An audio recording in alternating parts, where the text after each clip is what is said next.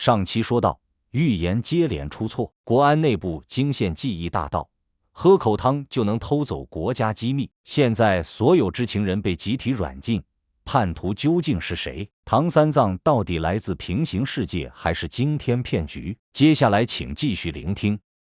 高亮举手问道：“老王啊，关于唐三藏的事情，现在基金会那边已经知道了多少？”王军脸色凝重地说：“除了具体的信件内容外，你们知道的内容，恐怕他们也已经知道了。毕竟那天的会议，文海和你们一样也参与了。”高亮又问道：“老王，恕我直言呢，既然如此，那更不应该让我们停止调查。现在事情已经非常明了，知道唐三藏的存在之后，基金会一定会动员一切可以利用的力量去寻找唐三藏的下落。万一让他们先找到了唐三藏，那后果将不堪设想，将对党和国家造成极其恶劣也无法挽回的重大损失啊！现在事情已经演变成了一场我们与基金会之间的赛跑，唐三藏的下落就是这场赛跑的终点。这一点上级难道没有想过吗？上级怎么会没有考虑到这一点呢？但除了科布刀姆之外，基金会究竟派了多少潘多拉特工，现在根本就没有确切的消息。潘多拉特工不是普通的间谍，他们的能耐，我相信在座调查处的老成员都应该清楚。眼下敌暗我明，我们做的越多，露出破绽的概率也就越大。眼下我们最佳的策略就是静观其变。静观其变，我从来没有想过，如我们749局这样近乎无所不能的组织，在面对基金会的威胁时，竟然也会被迫采取这样保守的策略。后来我从高亮嘴里才知道，原来在过去749局与基金会打的好几次交道中，曾经吃了不少大亏。最严重的一次，据说是在前几年一次外海探索任务中，当时局里接到消息，在南海某处发现了疑似龙宫的水下遗迹，一支由10名调查员组成的精干力量搭乘海军某部潜艇出发搜寻遗迹下落。但就在他们找到了遗迹所在地时，却被基金会派来的潘多拉特工袭击。那名潘多拉特工伪装成了潜艇水兵中的一员，在潜艇准备上浮向总部发报的时候，在潜艇里发动了袭击，导致包括10名调查员在内的所有人全部遇难。那件事情起初被认为是一起单纯的事故，但是后来海军方面却在陆地上找到了在潜艇出事前已经死亡多日的一名水兵。经过一系列后续调查，局里面才确认，这次所谓的事故其实是一次基金会的破坏行动，而潜艇所发现的龙宫遗迹也在后来被赶到的灯塔国海军打捞带走。正是因为这几次惨痛经历，才会让上级在得知又有基金会的潘多拉特工进入国内之后如临大敌，小心谨慎地下达了静观其变的命令。只不过一味被动保守的策略，在那些潘多拉特工面前真的能起到作用吗？我对此非常怀疑。之后一段时间，我们便软禁在了基地内，不但我们出不去，就连已经离开基地的1、2小组成员也被重新赶回了基地，和我们一起享受起了软禁的待遇。不过这些国安和总参的人在被关进基地的同时，也给我们带来了一些外面的消息。据说这几天国安和总参已经下令周边城市严查道路交通、铁路、机场和边境线、海岸线上的可疑人员，对近期入境的外国人也开始了24小时严密监视。虽然暂时还没有发现科布刀姆的踪迹，却是无意中抓出了一些其他国家文风派来的间谍人员。除了搜索基金会的人的下落外，关于唐三藏的搜索也并没有停止。虽然我们的直接调查被取消了，不过听说三胖那边还一直在不断地对数据系统进行改善，因为没法再用人工的方式对他搜索到的名单进行验证。三胖决定使用更加智能的方式，通过增加数据计算机模型的约束条件来筛选出更加精确的名单。而新的一份被怀疑是唐三藏的目标人物名单，据说已经将嫌疑人范围缩小到了4位数。但就在这个时候，从南方接二连三地传来了让我们大惊失色的消息。就在近半个中国的情报人员被调动起来，只为了寻找几个基金会特工的时候，他们一直在追查的目标却忽然出现在了南方几个城市。一名金陵的邮递员被发现昏倒在马路边，并且在苏醒时发现失去了几个月前的一段记忆，而几名庐阳市的电话卡销售人员也被发现昏倒在各自的店铺里，并且在医护人员救醒他们之后，同样被发现失去了某段时间的记忆。事情发生后，国安的人调取了事发地周围的监控记录，确认了这几起昏迷事件的幕后黑手竟然就是那个记忆偷盗者科布岛姆。很显然，基金会的人已经在利用他们得到的情报开始寻找唐三藏的下落了。虽然他们只不过是在重复我们过去的调查工作，但是比起当初的调查小队，这些基金会的人却拥有一个我们无法比拟的优势，那就是那个代号为记忆偷盗者的能力者。根据局里现今取得的情报，科布岛姆窃取的记忆并不会受目标记忆力的限制。按照科学家的研究，人的记忆能力是有限的，在记忆新的内容时，人将自动过滤掉一些无关紧要的内容，而只会把自己认为重要的记忆存储在大脑中。但那些无关紧要的内容并不是真的没有被储存起来，它们很可能是被存放在了大脑的某个角落之中。就比如说，一个每天都要接触不同人物的营业员，他可能只会记下让他印象深刻的某个客户的事情，而对那些长相普通或者只是在他面前一晃而过的顾客，这位营业员可能根本没有印象。但这并不代表这营业员真的对那些顾客毫无记忆，只不过是因为这些人的记忆被隐藏在了记忆深处，因此就连营业员自己都不知道他还记得他们罢了。而科布岛姆的能力就能将这些连对象自己都不知道的记忆深处的秘密挖掘出来。因此在得知了这几起事件之后，王军立刻就怀疑，很有可能基金会的人已经掌握了一些连我们都不知道的唐三藏的情报。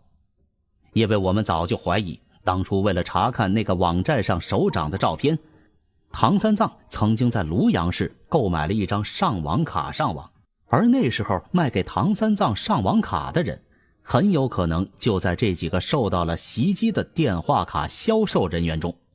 如果这个推测是正确的话，那就很有可能科布岛姆已经从他偷窃的记忆中找到了唐三藏的长相。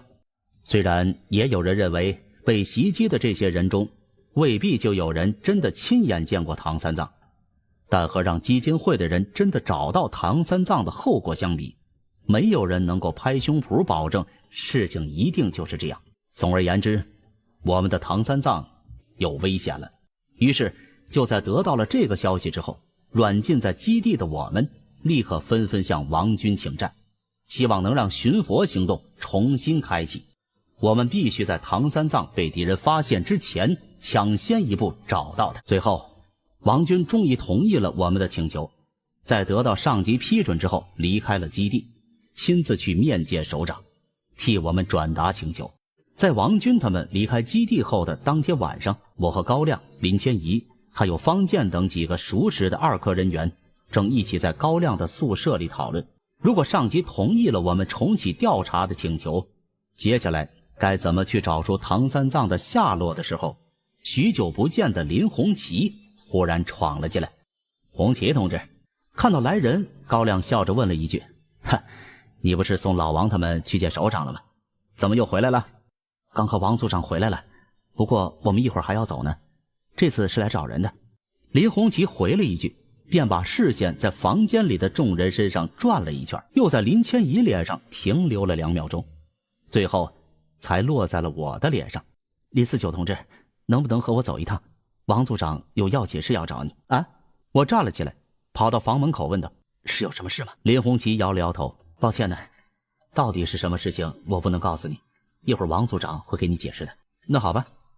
于是我和高亮他们道了别，便随着林红旗匆匆跑到了外面，跟着他来到了一辆红旗车边上。走到车边，从打开的车窗里，我看到王军已经坐在了后排的位置上，正对我招着手。见到王军，我连忙准备向他问好，却被他一嗓子把刚想说的问候语塞回了喉咙。别废话了，赶快给我上车。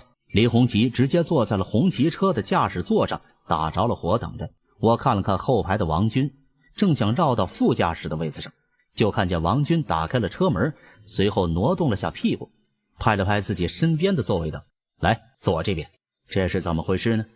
我默不作声地点了点头，随后小心翼翼地上了车。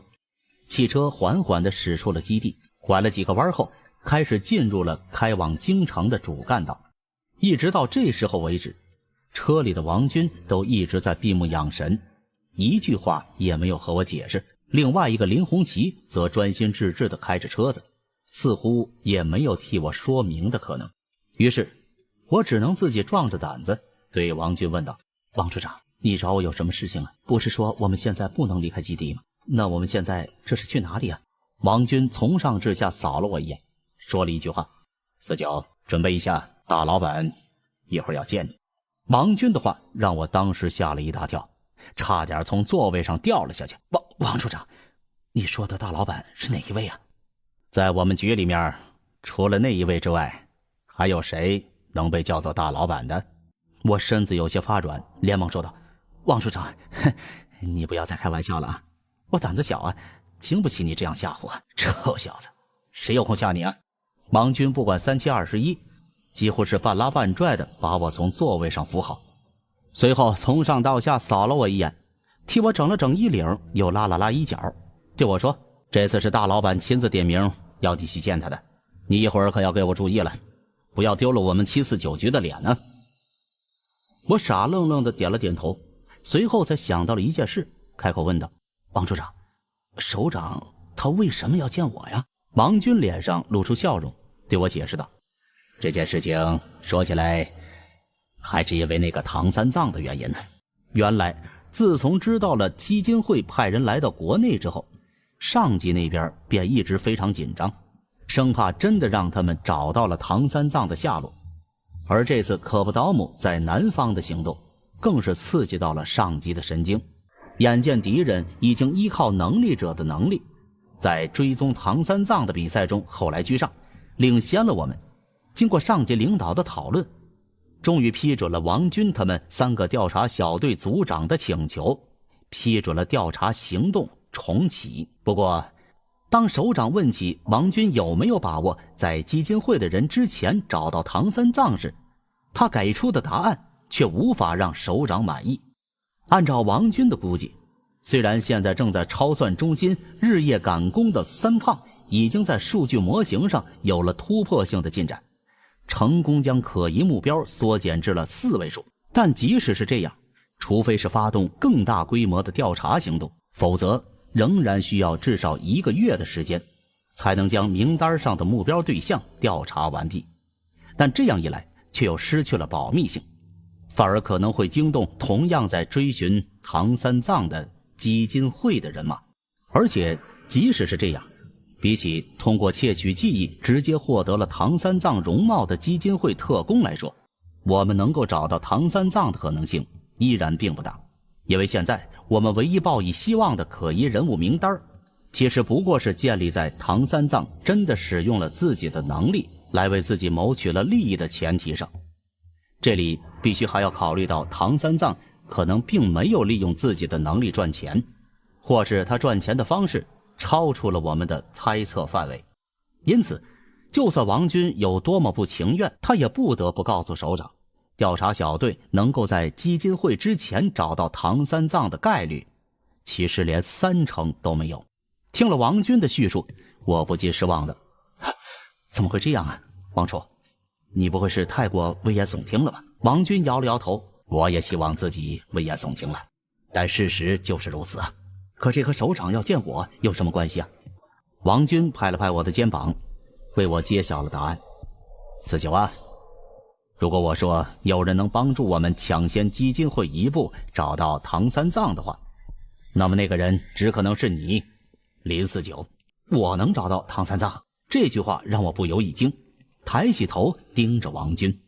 基金会能后来追上，比我们更接近唐三藏的下落，那都是因为科布刀木这个能力者。既然如此，那我们要追上甚至赶超基金会的脚步，就必须同样借助能力者的能力。而这件事情，我思前想后，只有49你的能力才是最适合的。这时候车子已经开进了京城的主城区，不知什么时候2辆挂着军牌的吉普已经一前一后把我们夹在了中间。不过他们的样子并不像是有什么歹念，倒像是要护送我们似的。在这2辆军车的开道下，我们很快便进入了西四南大街。走了没多久，便拐进了一个并不起眼的小胡同，然后就在这胡同里转啊转啊，绕啊绕啊，根本就看不清到底要去哪里。不过那个时候我也根本无法去关心车子前进的方向，因为在听了王军的话之后，我的心情也像这辆红旗车前进的方向一样，云里雾里，晕头转向的，迟迟无法从王军的话里清醒过来。不知什么时候，车子忽然停了下来，我回过神儿朝外面望去，发现我们已经来到了一个胡同口。一名卫兵正站在车头前把车拦住，另外一名卫兵则敲了敲车窗，检查我们的证件。等车子再开动，之前护卫我们的2辆军车已经不见了。林红旗把车开进了里面的一处院门，随后在院子里的一位卫兵的指挥下，把车停在了一处空地上。虽然之前没看清车子的方向，但看着周围古色古香的建筑，再联想到之前王军的话，我已经猜到了这里是哪里。只是我也没有敢和别人确认的胆量，只能老老实实坐在车子里纹丝儿不动，等候王军的指挥。王军下了车后，先是和指挥我们停车的那个卫兵说了几句，随即便拉开车门，低声对我说：“还愣着干嘛呀？赶快出来了。”听到这句话，我的心跳得更快了，血液涌向了头部，让我脑袋一片空白，连接下来该干什么都不知道了。见我没有反应，王军不由分说，几乎是拽着我把我从后座上拉了出来。我还来不及多想，他又对我伸出手问道：“49，你的枪呢？”我也马上醒悟过来，往身上一摸，把局里配发的手枪掏了出来。在递给王军的时候，却因为太过紧张，一下子竟然把手枪弄掉在了地上。咔嗒，听到手枪落地的声音，我的一颗心立刻提了起来，扭头看向身边的那名卫兵，生怕对方误会了什么。不过还好，那卫兵只是看了我们一眼，便把头转了过去。这时候王军已经把枪捡了起来，嘴里还埋汰道：“多大的人了呀，用得着那么紧张吗？你以为老大这可是去见首长啊？”我在心里吐槽了一句，却没敢把这句话说出来。不过神奇的是，在心里说出这句话之后，我之前因为要见首长而产生的局促和不安，竟然也神奇的消失了。王军回到车里，把我的枪交给了林红旗，让他先替我保管，便领着我朝院子深处走去。在路上，王军先是仔细地叮嘱了我一些见首长时的注意事项，随后便走在了我的前头，专心领路。我们在院子里东拐西绕，又差不多走了10分钟后，才到了要去的目的地。穿过一扇有工作人员守候的大门，王军领着我进入了一间办公室。这间办公室并不大，不过30几平，房子里的装饰显得很老气，却非常干净整洁。而在办公室的角落里，1号首长正坐在沙发上，借着一盏落地灯的灯光，在那看一叠打印纸。从沙发边上那印着红色绝密字样的文件袋来看，不用说，他一定是在看唐三藏寄来的那2封信件，只是不知首长看的具体是哪一封。我还在胡思乱想的时候，王军已经原地敬了一个礼，对首长说道：“首长，林49我已经带来了，请首长指示。”说完这些，王军立刻对着我甩了一个眼色，我连忙深吸了一口气之后，抬头挺胸，用自己认为最标准的姿势敬礼道：“749局调查处3科调查员林49向首长报道。”首长放下打印纸，抬头看了我一眼，很随意的点了点头，脸上露出几分亲切的微笑。连四九吗？走吧，放轻松点，不用那么紧张啊。说起来，这次我找你来也是有求于你啊。我刚放下手，听到这句话，立刻又抬了起来，敬礼道：首长有什么指示，请尽管吩咐。只要你有什么需要，我一定做到。不是我有什么需要。首长脸上的表情在一瞬间变得严肃。林四九同志，需要你的人是我们的祖国。出乎我意料的是，首长并没有直接挑明这次召我前来的目的，而是先问了我一些问题，比如打听了下我过去加入749局之前的情况，又询问了当初我选择加入749局的原因。当他听到我加入749局是为了找到老爹，也就是我的养父林爱国时，首长摇头叹息。林爱国，说起来我当初也见过他，一个大好人才呀，就这样下落不明，实在是可惜。我意外地说：首长，你也见过老爹啊？首长点了点头，回忆道：是啊，那时候我还在基层工作，因为一次水电站的事故认识了他呀。那时候的林爱国还不过是一个刚进入749局的小伙子，却在那次事故中帮了我们不少忙啊。说到这儿，首长闭上了眼睛，似乎是在回忆曾经的年轻岁月。差不多1分钟之后，首长才重新睁开眼，感叹道：林爱国是个好同志，他大半辈子都在为国效力，失踪之前还为国家找到了你这么个好苗子。虽然他没有直接把你带进局里，但我看得出他当初和你相处的短短1年里，一定把你教育得很好。我点了点头，回想起那时候和老爹一起的日子，一时间不知该说什么。不过幸好这时候首长又转移了话题，他告诉我之前已经调查过我进入749局之后的工作情况了，对我在几次事件上的表现和能力进行了表扬，夸我没有辜负林爱国的抚养。最后首长才把话题转到了这次召我前来的原因上。小林同志啊，我已经从王军那里听说过你的能力了，听说你能够通过触摸某样东西看到与它有关的过去，是这样吗？我忙回答：是的。那我问你，如果我让你触摸下唐三藏寄来的信件的原件，你能找到他的线索吗？我老实回答道：首长，这我可不能保证。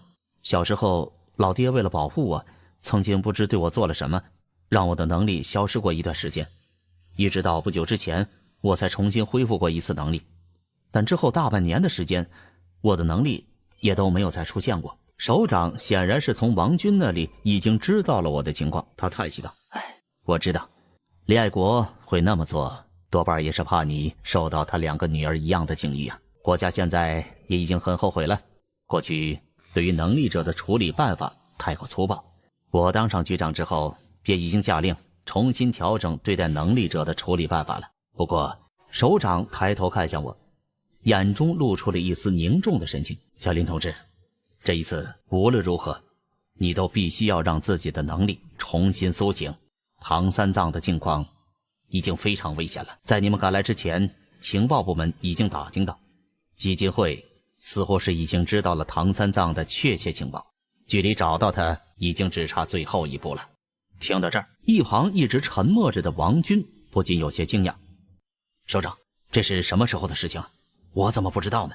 首长解释道：原来就在我们来之前半个小时，他收到消息，我们打入 CIA 的一名特工冒着暴露的风险从灯塔国紧急传来通讯，说是 CIA 收到命令，准备立刻启用紧急撤离方案，在3天后从国内接应完成任务的基金会特工离开，而且命令中还特别提到要他们做好额外的准备，到时候可能会需要将一个第3者从国内一起带走，是唐三藏。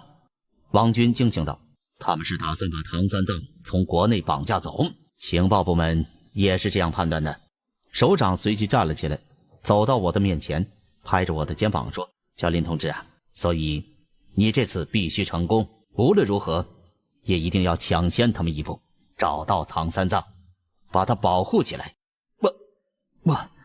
我一咬牙点头道：首长，我愿意试一下。首长点了点头，随即把茶几上那几份打印纸递了过来。不过在交给我之前，首长特意对我提醒道：“小林同志，这是唐三藏寄来的第一封信的原件，信件里的内容事关重大，你只能触摸，但是不能看上面的内容。”我明白。我重重的点点头，随后缓缓接过这封价值连城的信件。这还是我第一次亲眼见到唐三藏的信件，和我之前知道的差不多。这封信件果然是用打印纸打印出来的，信件一共有近10页左右，每张打印纸上都打印出满满的内容。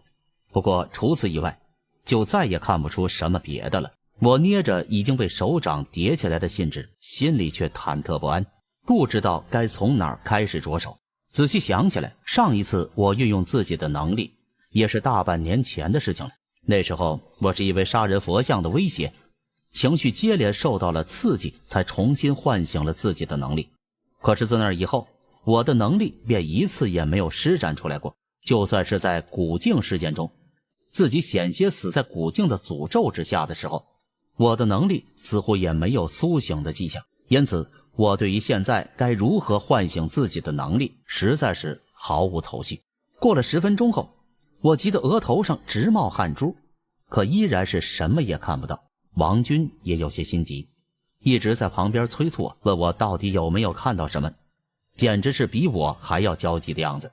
他不知道，他越是这样催促，我就越是想不出办法来。好在首长在这时候拦住了他：“小王啊，不要再催了，我们必须相信小林，你这样在一边催，反倒可能干扰到他呀。”首长的话简直让我无地自容，这该死的能力，曾经我怎么甩都甩不掉，眼下需要他的时候，竟然又偏偏用不出来了。这时候，首长和王军的对话响了起来，虽然他们已经刻意压低了声音，可他们谈论的内容还是飞入了我的耳中。王军呢？小林同志的能力到底是怎么回事啊？首长，49这小子的能力以前曾经被李爱国不知用什么办法封印过。封印？能力者的能力是能够封印的吗？我也不清楚啊。不过不管李爱国用的是什么方法，49的能力应该是已经有所恢复的，要不然他现在也不可能活着站在我们面前。只不过这个封印的作用看起来还存在，所以49没法随心所欲地使用自己的能力。那现在还有什么办法吗？难道我们就这么一直傻等着他？集结会那边可没有太多时间留给我们了呀。他们两个的话语忽然停了下来，安静了几秒之后，我忽然听见王军在我耳边说道：“49，回想一下香港，回想一下那尊佛像，想一下那天林千怡差点死在你面前的样子。香港，杀人佛像，林千怡。”我忽然感觉一股血气涌上了自己的大脑，紧接着眼前便开始模糊了起来，随即便失去了意识。不知过了多久，我迷迷糊糊地张开双眼，赫然发现自己竟然站在一个完全陌生的房间里。原本站在我身边的首长和王军两人已经完全不见了踪影，而在我面前不远处，一个戴着眼镜留着偏头的年轻男子正趴在一张电脑桌前迷迷糊糊地说着梦话。而在我身后正有人敲着房门，喊着一个我根本不认识的男人的名字：张伟。张伟？张伟是谁？我这是在哪里？我心里一头雾水，一直到身后传来开门声，一位中年阿姨打开了房门，径直穿过我的身体走到那男青年的身边的时候，我才意识到，原来我现在看到的都是我的幻觉。不对，不应该称之为幻觉，我已经明白了，眼前现在看到的应该是自己的能力所引发的幻象，而这个幻象的内容自然应该是与我之前触摸到的唐三藏的信件有关系。既然如此，莫非我面前的这个男青年就是我们一直苦苦寻找的唐三藏？我再次仔细打量起那个青年，又环视了一圈这间房间。那个男青年戴着眼镜，身材高大，却并不健壮，看起来应该比我大上几岁。正好就在王军他们推断的唐三藏可能的年龄区间之内。再看我现在所处的这间房间，房间里有电脑，还有一台打印机，除此以外还有一个大书架，上面可以看到一些电脑方面的书籍，还有一些文学作品。我看到的这一切，不正和王军他们用心理分析鉴定对唐三藏做出的推测完全一模一样吗？这时候，刚才进入房间的中年阿姨已经把这个叫张伟的年轻人从桌子上叫醒了。张伟，你看看都几点了，赶快出来吃早饭。对了，你昨天一晚上在干什么呀？啊？难道你没上床睡觉吗？这么大个人了啊，怎么还这么不注意身体呀？睡桌子对身体很不好的，你不知道吗？这位中年妇女原来就是年轻人的母亲。她唠叨的话语很明显让这个叫做张伟的小子不耐烦了起来。张伟从桌子前站了起来，一边把他老妈推出了房间，一边说：妈，不要唠叨了，你先出去，我马上换好衣服出来。赶走了老妈，锁上房门之后，张伟才回到电脑桌前，把桌子上的一叠打印纸拿了起来，看了一眼说：吓死我了，还好没让老妈看见。我绕过张伟，来到他的身边，低头朝着那叠打印纸看去。尊敬的各位首长，在下法号三藏。只是看了这一句，我便不敢继续看下去，因为毫无疑问，那打印纸上的内容果然就是唐三藏寄给我们的第一封信件。既然如此，那么眼前这个名字叫做张伟的男人，果真就是我们在找的唐三藏了。一想到自己已经知道了唐三藏的真面目，我的心跳就开始加速起来。不过还好，激动之余，我还没有忘记自己这次施展能力的真正目的，那就是尽可能找到关于唐三藏下落的线索。虽然我现在已经知道了他的名字和相貌，可光是这些情报很明显还不够，尤其是在基金会的人不知什么时候就会找到张伟的当下。线索自然是越多越好，多多益善。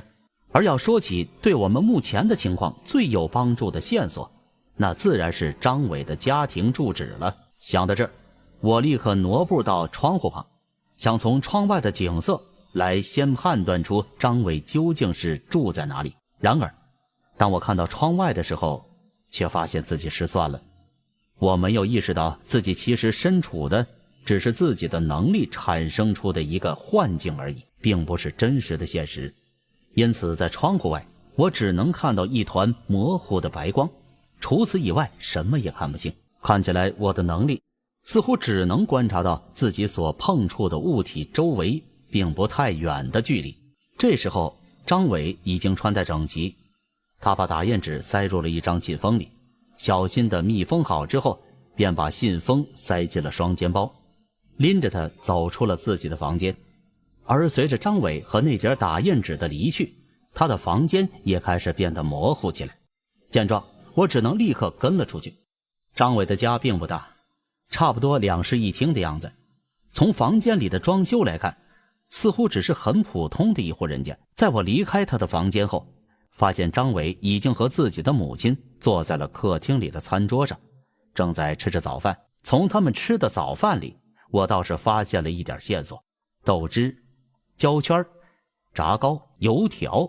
这几天我在基地里的时候，我可没有少吃这些东西。有一次我在吃早饭时遇到了林红旗，他这个京城本地的土著曾经就给我介绍过，这些早点都是地道的老京城早点。难道说我们一直在寻找的唐三藏其实就在我们眼皮子底下？想到这儿，我才发现自己竟然又漏掉了一个重要的线索，那就是张伟和他母亲的口音。那标准的儿化音不也正是京城的口音吗？感情我们找了大半个中国，原来唐三藏一直就在我们的身边。我实在是有些意想不到。正在这时候，张伟的妈妈和张伟之间的谈话吸引了我的注意。张伟的妈妈说：小伟呀，不要嫌妈啰嗦，你怎么把这个背包翻出来了？今天是要出门吗？张伟说：啊，妈，我忘了和你说了，今天我要去外地一趟，大概2、3天之后才回来。张伟的妈妈有些惊讶，怎么好好的要去外地呀？你不是说自己打算写书做个作者吗？我就是出去散散心，搜集一下素材，车票都买好了，妈，您就放心吧啊，最多3天就能回来了。张伟妈妈顿时有些急了，放下筷子道：哎呦，小伟啊，妈再劝你一句，写书赚不了什么钱，还是老老实实去找份工作吧。你看看你以前在电脑公司，那不是蛮好的吗？要不然就自己去开家小店，我和你爸再想办法给你凑点本钱，怎么样啊？张伟不悦地说：妈，你说的我又不是没试过，你看我开餐馆、搞零售、卖汽车装饰，最后都不行啊。老实告诉你啊，我觉得呀，自己就不是做生意的料啊。但我写书还不错，最近有许多人都在追看我的书呢。张伟的妈妈不信道：写书能赚多少钱呢？还是老老实实工作好。早知道你要写书啊，当初留在中视多好啊，虽然不是在台里工作，但好歹也算是个铁饭碗啊。他们接下来的谈话我并没有仔细听，因为这个时候我已经完全被张伟提到的那句要去外地的话吸引了。难道说我现在看到的情景就是张伟去南方寄信之前的情景吗？不过这样的话，有一个问题我就想不通了，那就是按照我们的分析，唐三藏也就是张伟在获得了预知能力之后，理应该为自己谋取一些利益。可是刚才听他和母亲谈话的内容，似乎张伟现在的境遇并不很好，竟然连工作都没有。难道说这个张伟根本就没有想过用预知能力为自己做点什么吗？我还没有想明白，张伟已经草草吃好了早饭，随后便拎着背包离开了家里。见状，我也连忙跟了上去。但就在这时候，我四周的景象忽然开始逐渐模糊了起来。我暗道一声糟糕，似乎我的能力马上就要失效了。可是眼下我除了知道张伟住在京城之外，就再也不知道别的什么线索了呀。该死，难道就不能多坚持一会儿吗？就在我心急如焚的时候，身子没由来的一个机灵，紧接着眼前的场景就又变成了首长的办公室。我正看着墙角里昏暗的台灯发呆，身边便传来王军急切的声音：四九，你怎么样了？听见这声音，我的心中就是一紧，回头看过去，正看见首长和王军2个人正紧张地看着我。首长，王处长，王军问道：四九，你好端端的刚才干嘛发愣啊？我看你的眼睛刚才忽然红了一下，还以为你的能力恢复了呢。我说：王处长，我的能力是恢复了，刚才我已经看到唐三藏是谁了。什么？首长和王军2个人同时一惊，后者更是追问道：不会吧，你的眼睛刚才就红了几秒钟而已啊，这么短的时间就能够让你知道唐三藏是谁了吗？几秒钟？我分明记得自己刚才在幻境中的时间虽然不长，但最起码也应该有半个小时的时间了吧？难道在幻境中的时间和现实中的时间流速并不一致吗？我把自己的猜测告诉了王军他们，他们虽然依旧有些半信半疑，不过还是紧张地问我：那唐三藏究竟是谁呀？你知道他在哪里了吗？我有些犹豫地告诉了他们唐三藏的名字，以及他其实就住在京城的事实。这让王军和首长2个人也大感意外，感叹起唐三藏的狡猾。真是灯下黑呀，想不到这家伙竟然这么狡猾呀，为了掩饰自己的身份，还特意跑去外地寄信。王军感叹了一声，又问我还有没有别的情报。对不起局长，我低下头，刚想为自己的无能道歉，心里忽然猛地一紧。对了，除了唐三藏的名字和长相之外，我其实还知道一个能够帮助我们找到他的重要线索。我抬头道：中士，首长，我听唐三藏的母亲提到过，他曾经在中士工作过。不知过了多久，我看了下手表，已经是夜里11点多了。窗外不知什么时候刮起了大风，风吹的窗户呜呜作响。大冬天的，如果是在平时，或许我早已经上床睡觉了。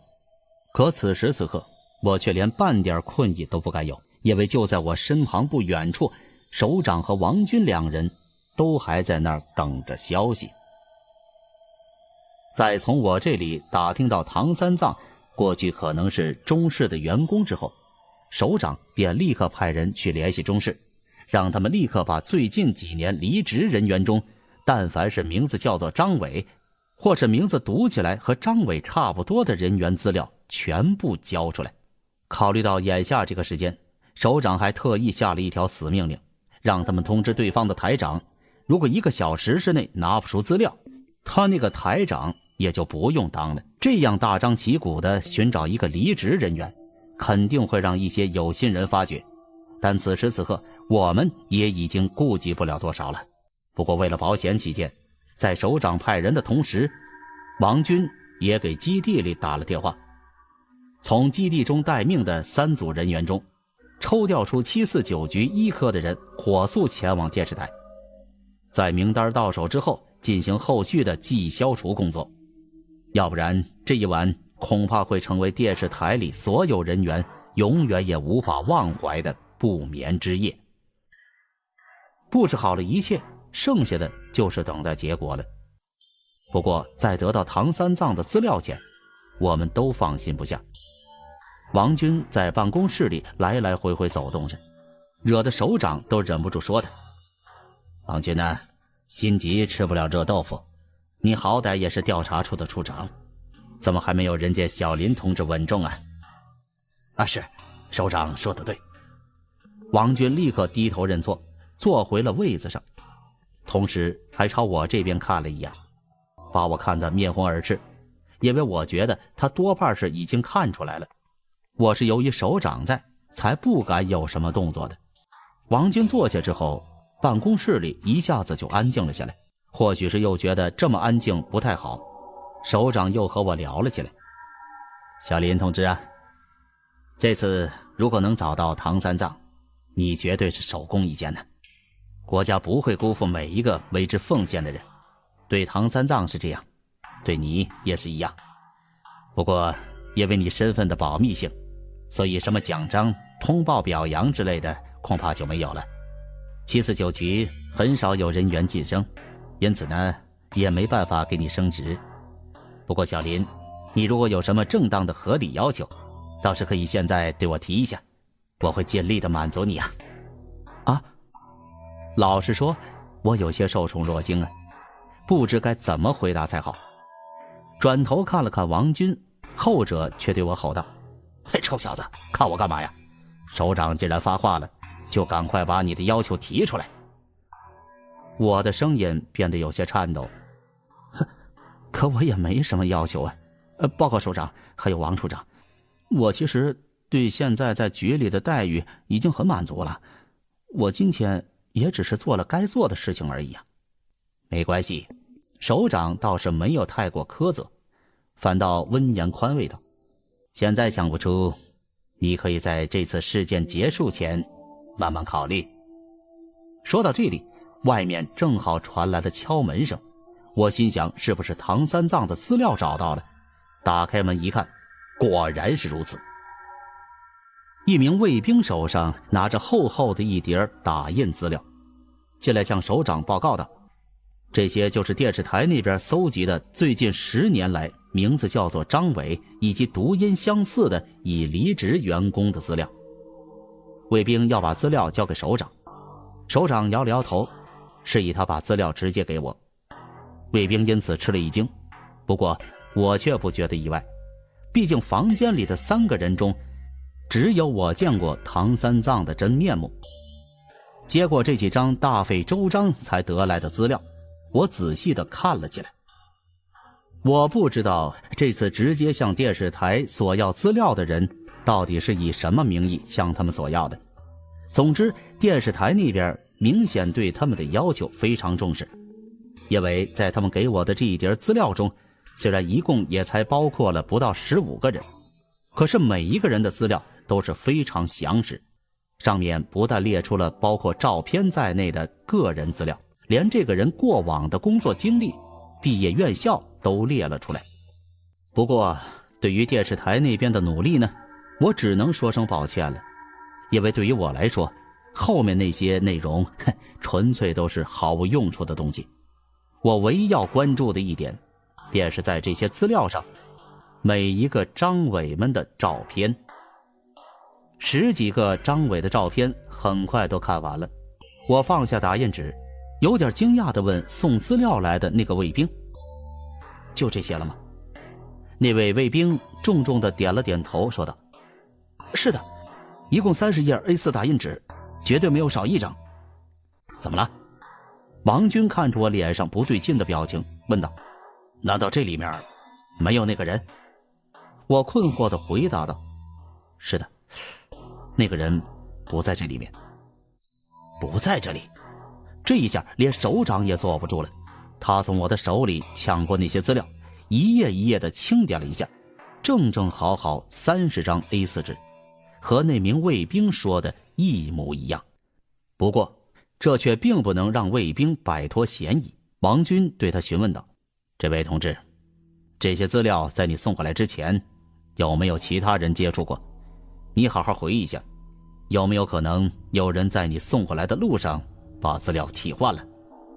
面对王军严肃的询问，那名卫兵忍不住打了个冷战，随后拼命地回想来时路上所发生的一切，但最终他还是只能轻轻摇了摇头。“报告这位首长，我可以肯定，绝对没有除了我之外的第二个人接触过这些文件。”听了卫兵的回答，王军又想到了另一种可能。“那么把文件交给你的人呢？你立刻带人把他押过来。”首长沉稳地说道。“小王啊，你难道是在怀疑这里有人私通基金会吗？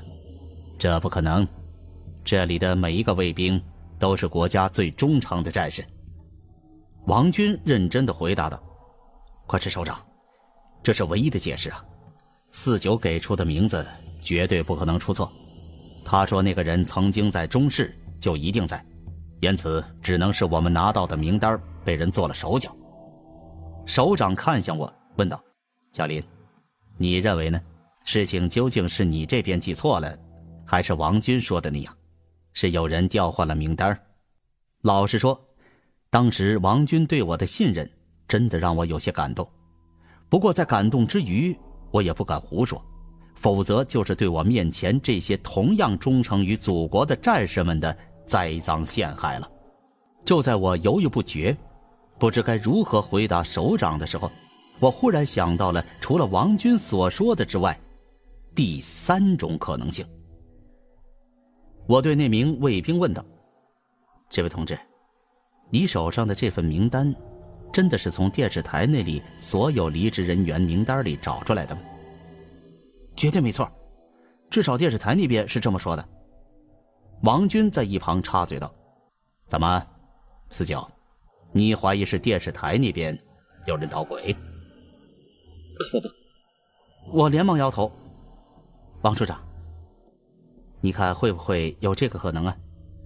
那个人其实是在电视台的下属单位里面的员工，因为我记得自己听到他的母亲曾经提过他不在台里这句话。”不等王军反应，首长已经下令道：“快，立刻和那边再联系下，让他们把名单范围扩大到中视所有相关企业的离职人员。”有了之前的经验，这一次电视台那边的回复很快就送来了。而这一次，我果然在那更加厚实的一叠资料里找到了我们的目标。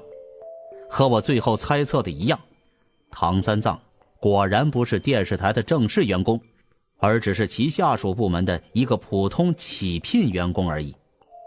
张伟，1981年生，男，京城人，中视下属网站部门前任网站编辑，于4年前离职，家住某某小区外栋4楼2单元。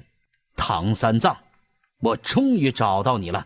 已经过了午夜的京城中，一列车队闪着警灯从京城最核心的重地呼啸而出，在领头的一辆吉普上，我和王军正坐在上头。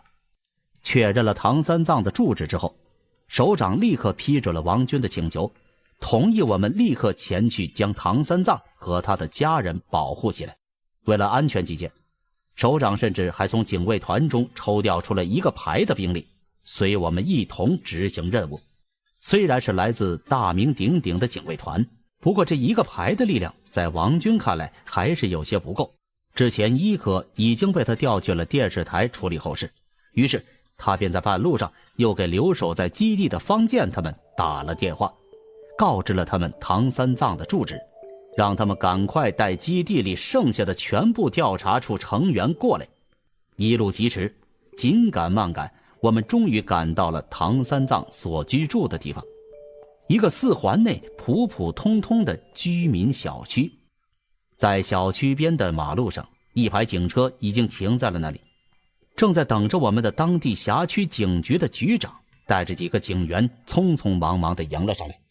这是在我们出发之前，首长叫人给我们做的准备，因为考虑到唐三藏有可能不会听从我们的警告，拒绝配合我们离开自己的家，为了避免到时候动静太大，引起小区里其他居民报警，我们已经事先和当地警局打了招呼。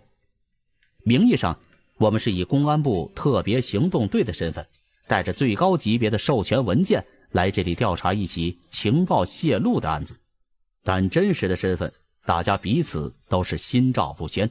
领头的一位警察一眼就看出了我们一行人里谁是领头人物，对王军问道：这位首长，我是某某区警局局长叶启明，请问您是王军同志吗？是的，我就是王军。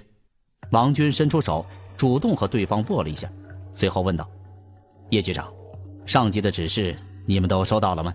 收到了，现在整个小区的出入口已经被我的人控制住了，无论是谁都只能进不能出。到这儿，这位叶局长又对身后一人挥了一下手，随后一个看上去已经年近50的老警察走了出来。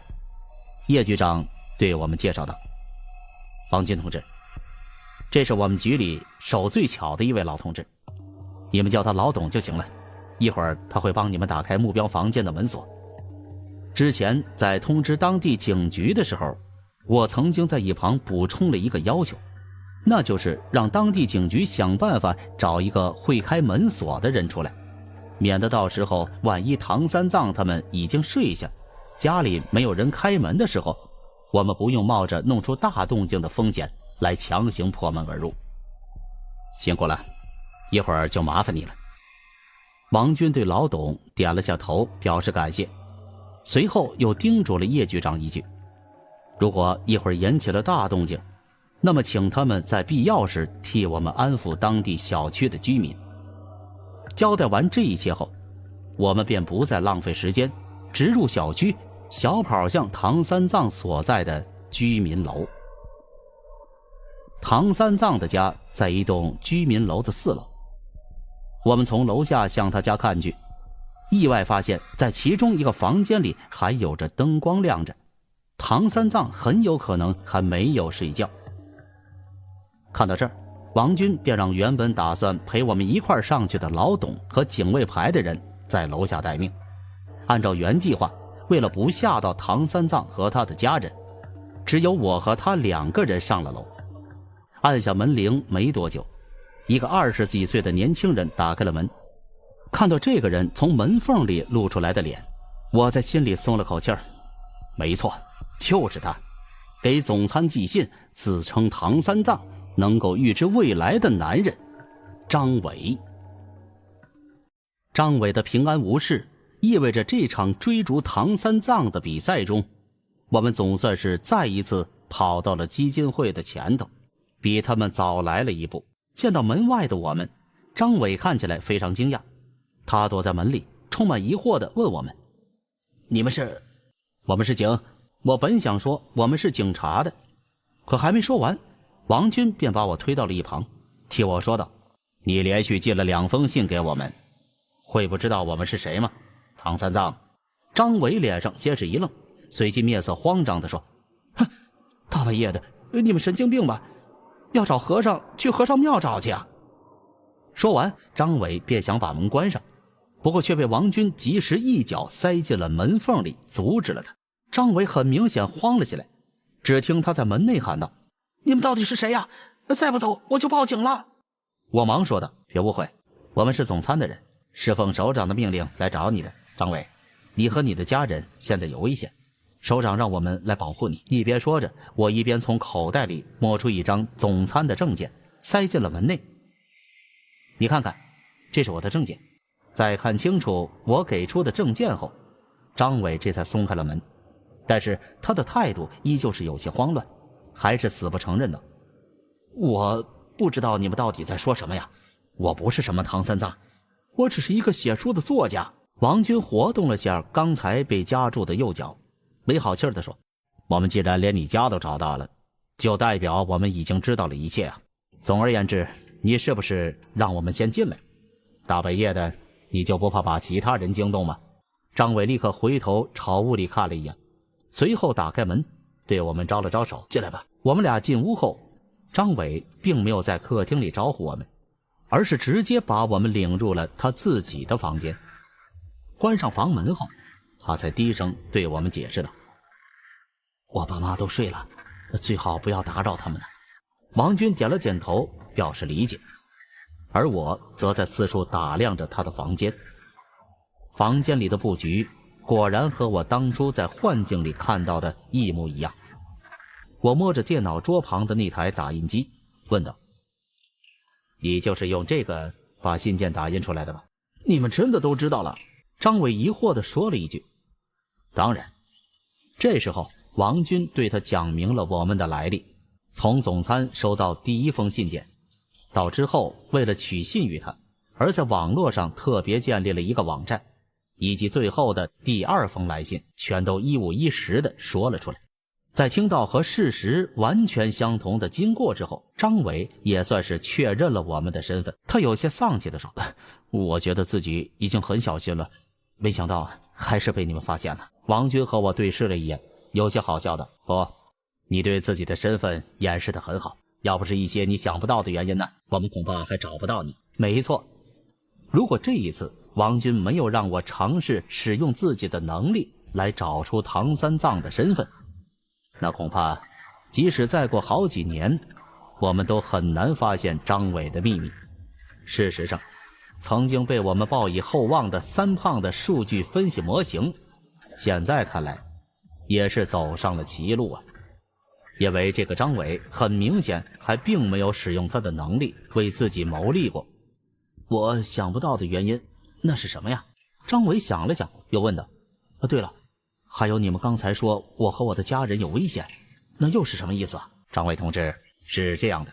王军收起了笑容，认真地说：“我们收到可靠的消息，有关你的情报已经被外国的间谍组织探查到了，他们甚至可能已经知道了你的姓名、相貌、家庭住址等信息，现在很有可能已经在来你家的路上。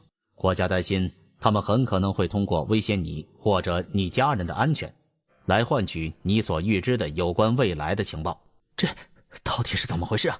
张伟神情激动地从椅子上站了起来：“你们就算了，怎么连外国人也知道了我的身份了？我究竟是哪里露出了马脚？”见状，王军安抚地摆了摆手：“别激动，也别意外。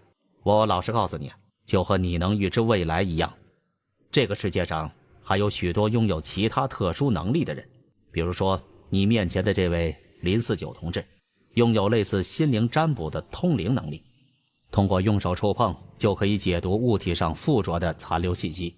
我们就是因为他的能力才找到你的。”啊，这家伙拥有超能力啊！张伟一下子站了起来，有些吃惊地看着我，我却觉得有些奇怪。拜托，你不也有预知能力吗？用得着这么大惊小怪的吗？突然间，房间里响起了手机铃声。我低头一看，发现是王军的手机响了。王军对张伟道了歉，掏出手机接了起来。电话里传来的内容让他神色为之一变。叶局长，我现在有很重要的事情，请不要打扰我。等等，你说什么？有可疑人物出现，是外国人。该死，立刻拦住他们！砰！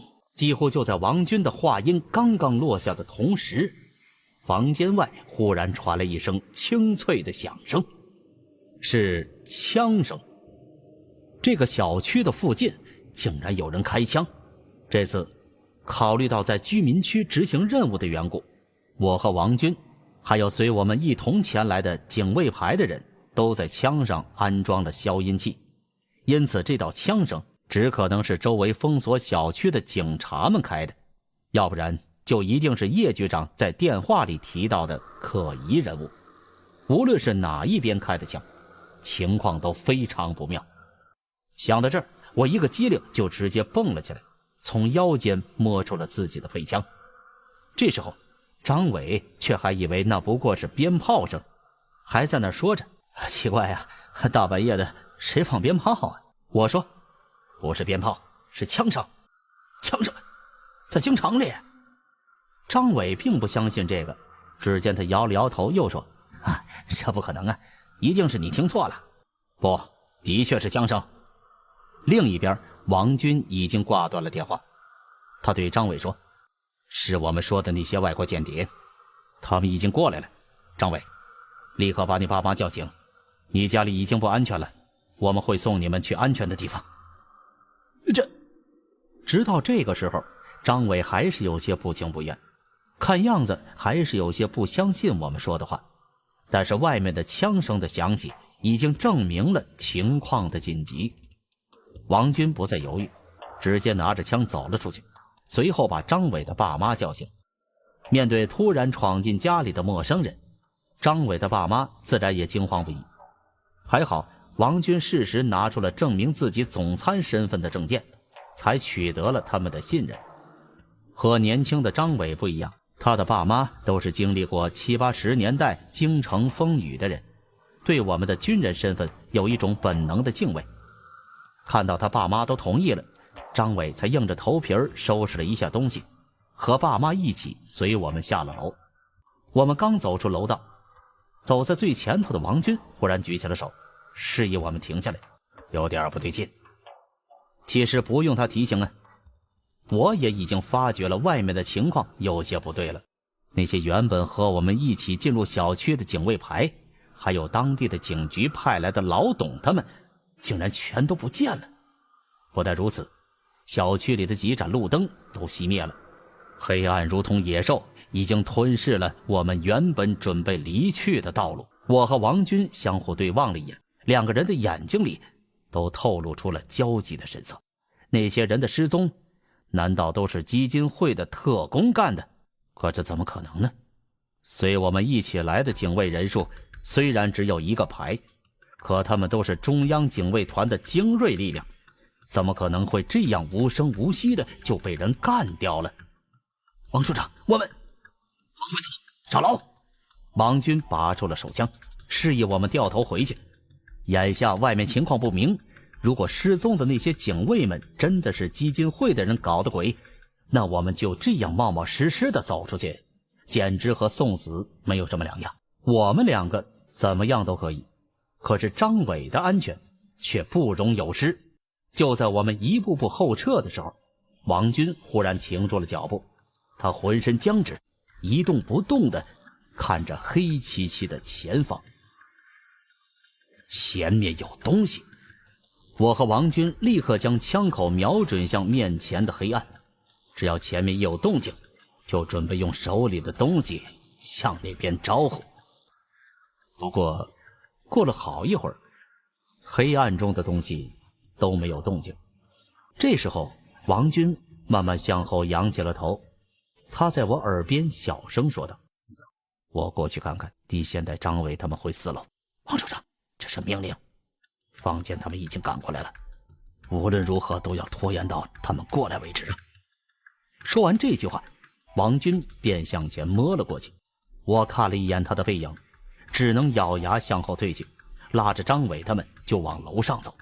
正当我们走到3楼的时候，楼下忽然响起了消音器独有的沉闷枪声。我连忙从楼道的窗户里往下看去，正好看见了王军又朝面前的黑暗处开了第2枪、第3枪。除了枪声外，黑暗之中似乎也传来了别的声音，听上去就好像是用匕首刺入了猪肉一样的感觉。听起来应该是王军的子弹命中了目标。可紧接着我却听到王军惊讶的呼喊声：没有用，你不是科布刀姆。想不到749局调查处的王军处长竟然知道我的名字，幸会。你说的没错，这个家伙的确不是我。忽然一个语调怪异的阴冷声音从黑暗中传来，紧接着我看见了2个金发的外国男子一前一后从黑暗中走了出来，而且这2个人我都见过，正是我曾经在监控录像里看到的偷窃了文海记忆的基金会潘多拉特工科布岛姆和他的同胞。不过当初在看到录像时，王军曾经说过，这2个人中只有科布岛姆是潘多拉特工，而另外一个应该只是普通的基金会特工而已。现在看来，王军的话可是大错特错了。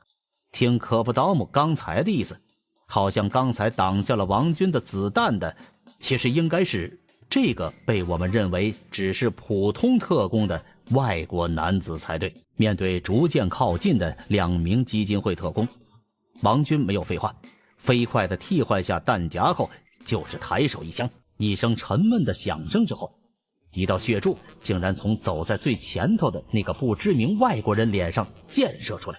只不过尽管脸上已经被打中了，可那外国男人却一点也没有要倒下来的意思。他重新站直了身子，紧接着一颗子弹便从他的伤口中掉了出来，落在地上。子弹无效。这一幕顿时让王军又有些不知所措，他恶狠狠地用近乎诅咒的口吻说道：你是不死身的齐格飞。被王军称作齐格飞的外国男子停下了脚步，回头看了一眼躲在他背后的科布岛姆，后者探出头来对王军说道：不愧是749局啊，连齐格飞你也知道吗？王军咬着牙：1994年你们基金会在罗马尼亚发现了一头活生生的幼年火龙，为了捕捉到这只幼年火龙，人数在200人左右的搜查队进入了罗马尼亚。可是你们的情报却出现了错误，在罗马尼亚等待你们的其实只不过是一头幼年期的火龙，还有一头已经成年护子心切的母龙。最后在母龙的袭击下，前去抓捕的调查队几乎全灭，只有1个人成功活了下来，还击杀了母龙。活下来的那个人据说沐浴了母龙的心脏鲜血，从而具有了北欧神话中屠龙勇者齐格斐的不死之身的能力。他最后被基金会吸收，加入了潘多拉部队，成为了一名潘多拉特工，并且得到了一个代号：不死身的齐格斐。我在楼上听了王军的话，心里顿时一阵发寒。原来我们一开始就判断错了，这次为了找到张伟的下落，基金会派来的潘多拉特工不只有科布岛姆1个人，还包括了楼下这个代号齐格斐的男人。从刚才王军的介绍来看，这个男人似乎可以免疫一切子弹的伤害，又曾经在火龙的逆袭下生存了下来，还反杀了对方。这样的男人简直就是人形怪兽啊！难怪楼下的警卫排的人都不见了，看起来他们多半就是被这个齐格斐给干掉了。警卫排的人虽然强，但还没有强到可以战胜怪物的地步。这时候楼下突兀地响起了拍手声，科布岛姆躲在齐格斐背后大笑着拍手道：王处长果然厉害，连罗马尼亚的事情都知道了，看起来你们749局对我们基金会的情报工作做得也很好啊。看起来，在拿走唐三藏的记忆之前，有必要把你的记忆也偷走一部分了。行的话，就试试看呢。王军一边说着，一边对科布刀木来了一个点射。或许在他看来，既然子弹对齐格斐没有用，那就先把他给解决了。只要能杀了科布刀木，那剩下的齐格斐就算找到了张伟，也无法探查出他的秘密。不过几乎就在王军扣下扳机的同时，那个名叫齐格斐的金发大汉已经挡在了科布刀木面前，替他挡下了所有子弹。随后在王军更换弹夹的同时，齐格斐已经冲到了他的面前，一拳将王军打趴在了地上。王处长！我忍不住叫了一声，同时回头对张伟说，赶快带着你的父母回屋里，不管外面发生了什么事情都不要出来。我们不会有事吧？